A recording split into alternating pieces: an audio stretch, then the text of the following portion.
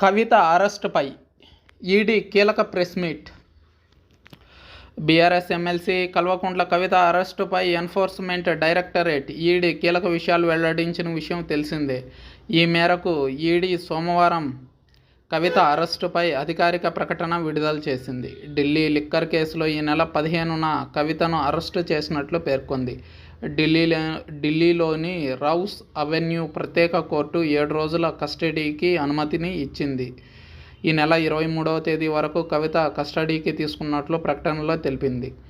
Delhi liquor కేసులో 128.79 కోట్ల అక్రమ ఆస్తుల్ని జప్తు చేశాం. ఆస్తుల జప్తును అడ్జుడికేటింగ్ అథారిటీ ఆమోదించింది.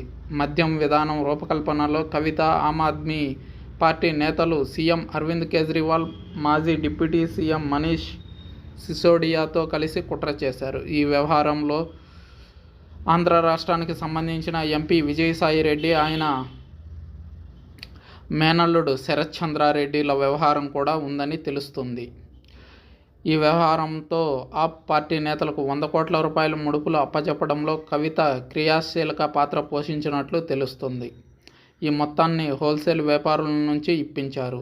తిరిగి ఆ డబ్బును లాభాల రూపంలో రాబట్టుకునేందుకు మరిన్ని కుట్రలు పన్నారు. ఈ కేసులో మనీష్ సిసోడియా, సంజయ్ సింగ్, విజయ్ నాయర్ సహా ఇప్పటి వరకు 15 మందిని అరెస్టు చేశారు. 245 ప్రాంతాల్లో సోదాలు నిర్వహించాం. ఒక prosecution complaint, 5 supplementary complaints file చేశాం. కవిత 7 రోజుల ఈడీ కస్టడీలో ఉంది.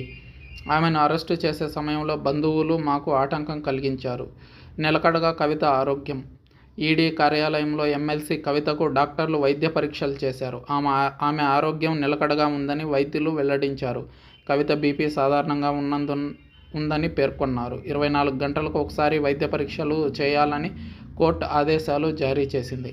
అయితే కవిత వ్యక్తిగత జీవితానికి ఎలాంటి ఆటంకం ఉండదని ఆమెకు వీఐపీ గదులు కేటాయించడం జరిగింది. ఆమె తల్లిదండ్రులు లేదా బంధువర్గం, మిత్రవర్గం, ఆమెకు సంబంధించిన లాయర్లు రోజుకు 2 సార్లు కలవచ్చని, ఇంటి దగ్గర నుంచి 2 పూట్ల ఆహారాన్ని తీసుకురావచ్చని పేర్కొన్నారు ఈడీ బృందం.